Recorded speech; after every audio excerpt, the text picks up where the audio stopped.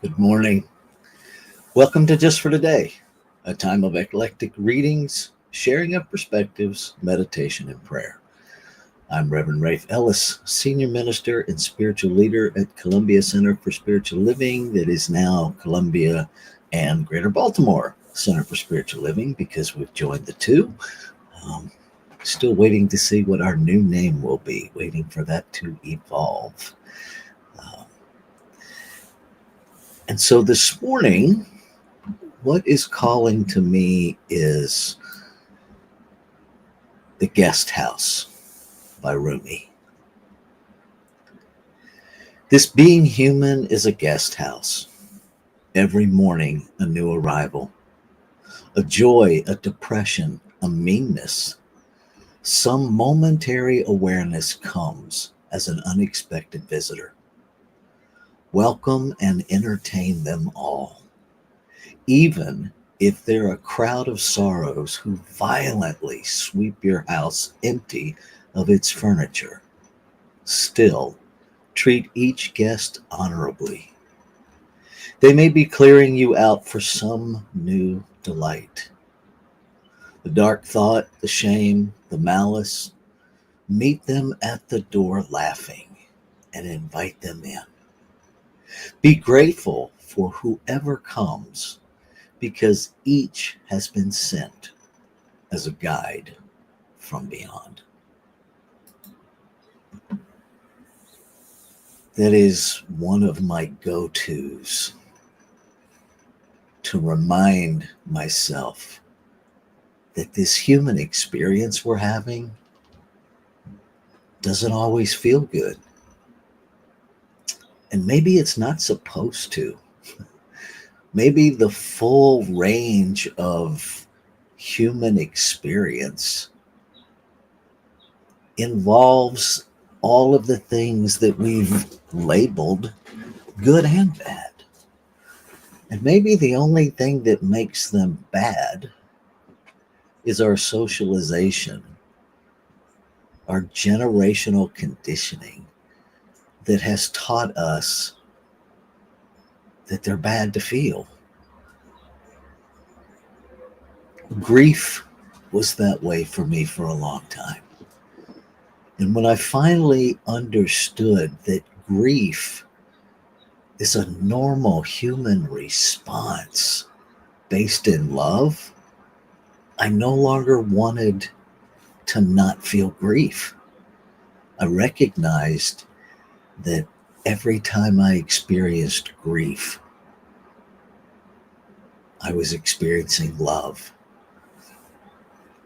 Spiritually, we are eternal beings, and physically, we're temporal. We never die spiritually, and this human body sometimes dies. Best I can tell, every human body eventually dies. And what I tell myself about the death of people that I love drives my experience of it. I've learned that it's okay to miss people, that it's okay to be sad, that there can even be joy in my sadness. Not joy that I'm sad, but joy in my sadness. And for me, it has just become another level of coming to terms with healing all sense of separation. That even the concepts of good and bad, up and down, more or less, big or little, are concepts of separation that are available for me to heal. And so I offer you The Guest House by Rumi today to really consider inviting whatever experience comes as a welcome guest, to greet them, all of your experiences, and to be fully present, non judgmentally with yourself and your humanness. And maybe, just maybe, the more comfortable we get with our own humanity, the more comfortable we will get with one another's humanity, and the less divided humanity will be in total.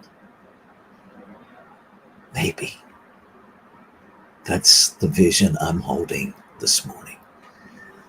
And so I invite you, if there's something comes alive in you about Rumi and the guest house that you would like to share in the chat, I would love to know what that is. This is the time to do that.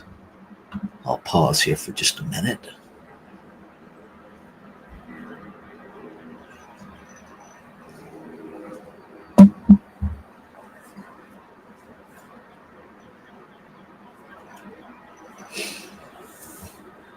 Okay, I'm not seeing anything. So I think what I'll do is read the guest house one more time so that it's fresh for us to take into our time of meditation and contemplation.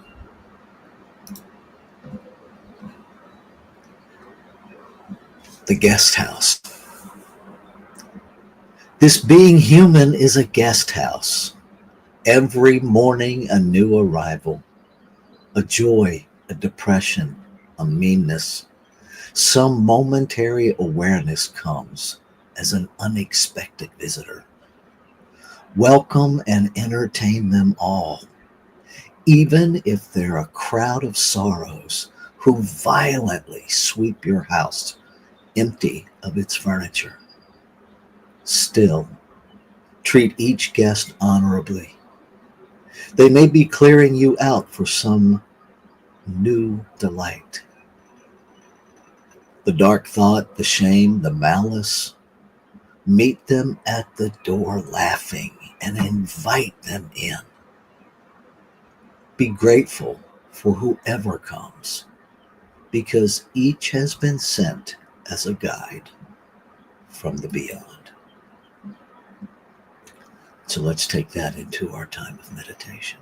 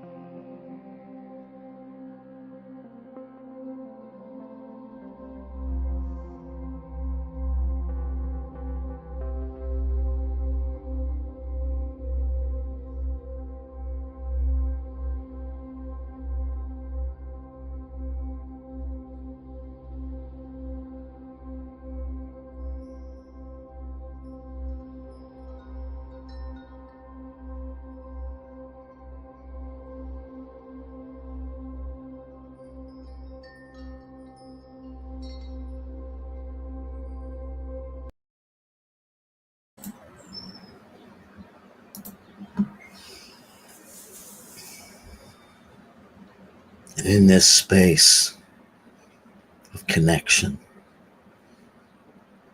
I recognize one power, one presence, one intelligence, one abundance, one life, one love, one beauty, one diversity, one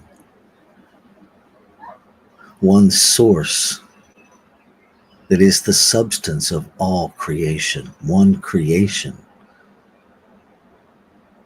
that expresses in multiplicity,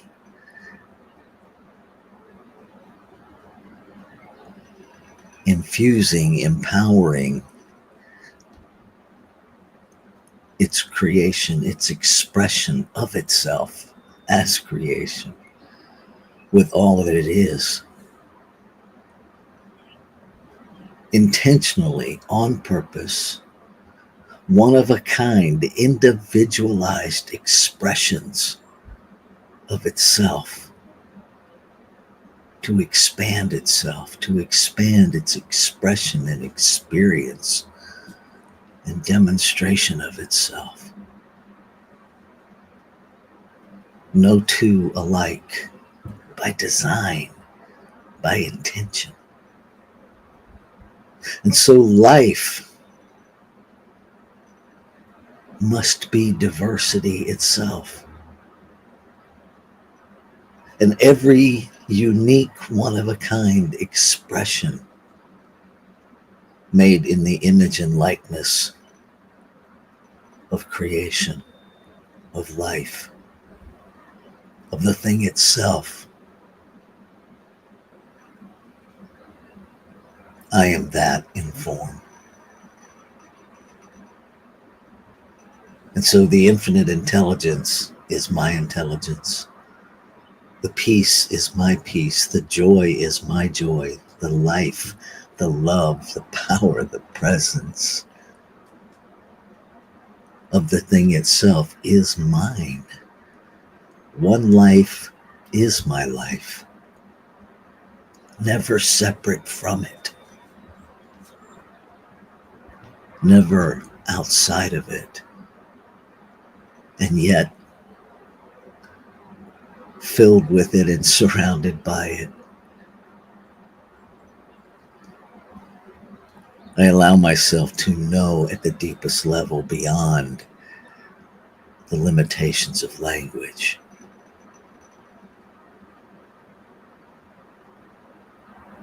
The connectedness, the inseparability of one. And so I know that what is true of life must be true of me, and what is true of me must be true of all. And so I claim and affirm that every experience is an experience of life, unlimited by conditioned thinking. And so I claim and affirm that every expression of life finds its way free of the limitations of human thought, of the limitations of human language. Freedom from all of the shoulds, the generational shoulds, to an openness that simply embraces experience, to an openness that welcomes experience, to an openness that refuses to judge and limit experience, so that the true value of every experience is experienced, that every breath is celebrated, that every journey is celebrated, that every choice is celebrated. I claim and affirm that humanity is awakening to its magnificence. That humanity is awakening to its unity. That humanity is awakening.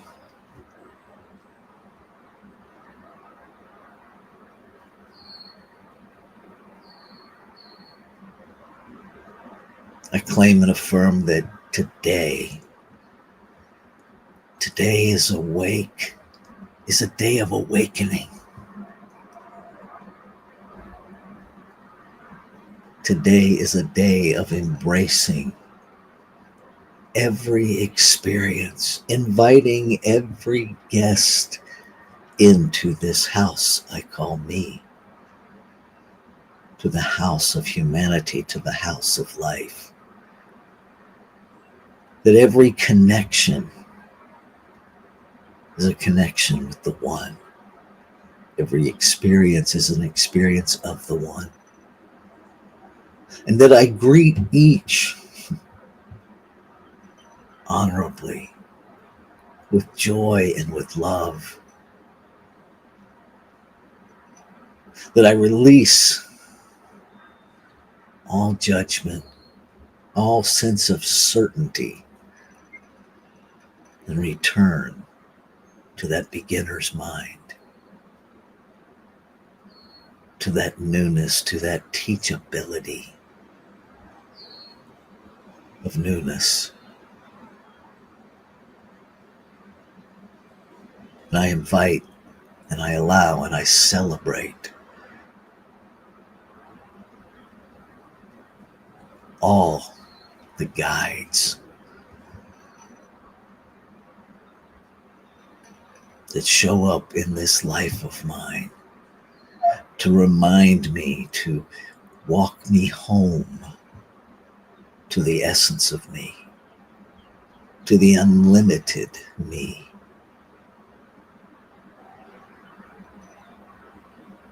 Grateful. And knowing that the word spoken is the desire of creation speaking itself into demonstration, into manifestation. I know it's already done because one cannot be divided against itself.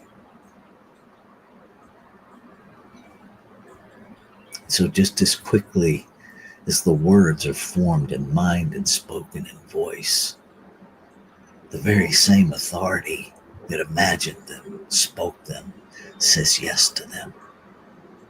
Yes. And so I know that it is done, and it is the knowing that is the faith that I live by. The faith in the substance of things not seen.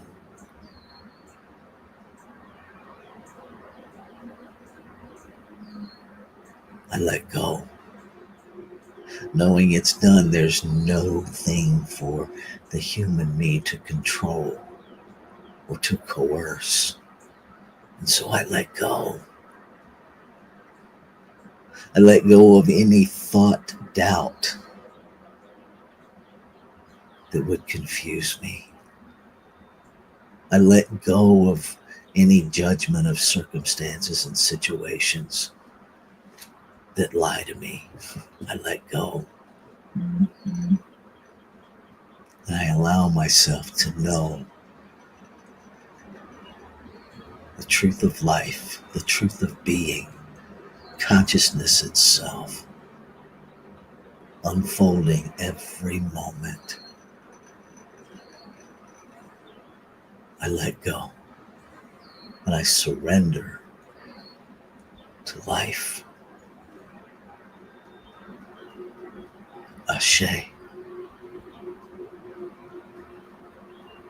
Shalom. Aho. Amen. Amen. And so it is. Namaste.